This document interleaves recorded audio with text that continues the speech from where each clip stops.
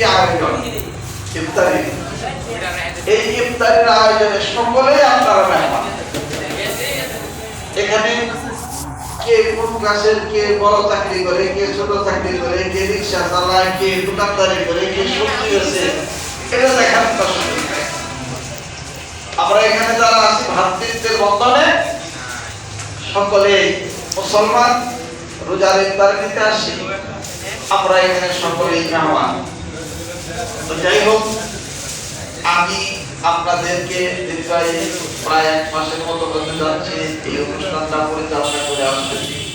সংগত কারণে দেখা যাচ্ছে যে কাউকে কোনো সময় একটু ধমক দিয়ে কথা বলা লাগতেছে, কাউকে আবার একটু পিঠে হাত দেওয়া লাগতেছে, বিভিন্ন সময় কোনো সময় আওয়াজ উঁচু করে কথা বলা লাগতেছে।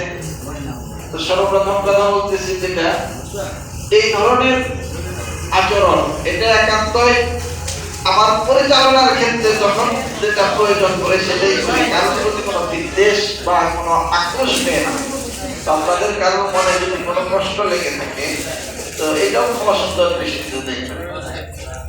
দ্বিতীয় পর্যায়ে একটা কথা, এই যে এইদিকে যান, লাইটটা সুন্দর করে বসেন, গেট বাঁকা হয়ে গেল না, দেখতে কেমন দেখা যায়, সোজা করেন, সুন্দর করেন, সুন্দর করে একবার ওয়ালের সাথে লাগিয়ে যান সবাই।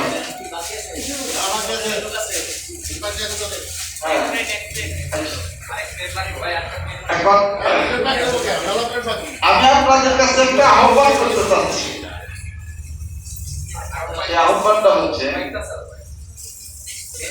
আমাদের এখানে খতম তারাবি হয়, এটা হয়তো অনেকেই জানেন না, যারা তারাবি পড়েন তারাই জানেন। খতম তারাবি মানে 2 জন হাফেজ সাহেব রাখা হয়েছে।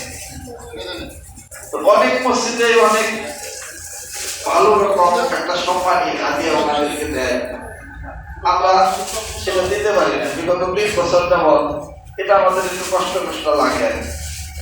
আমরা এখন চেষ্টা করতেছি মোটামুটি একটা সন্তোষজনক হাদিয়া যেন আমরা হাফেজ সাহেবদেরকে দিতে পারি।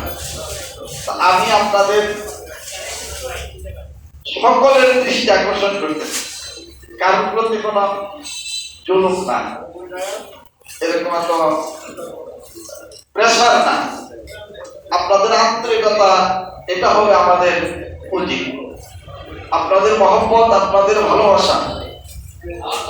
এখানে এমন কোন লোক আমরা নাই যে একবারে অধর্ম অকর্ম, সবাই কর্মজীবী, কেউ চাকরি করি, কেউ ব্যবসা করি, হয়তো ছোট হোক আর বড় হোক। যা বলি নাই মুড়ি আনান 1 কেজি, এই 1 কেজি মুড়ির বাক্স থেকে নিয়ে আইগা। তো সেই জন্য আমি আপনাদের কাছে একটা আহ্বান জানাচ্ছি যে আমাদের হাফেজ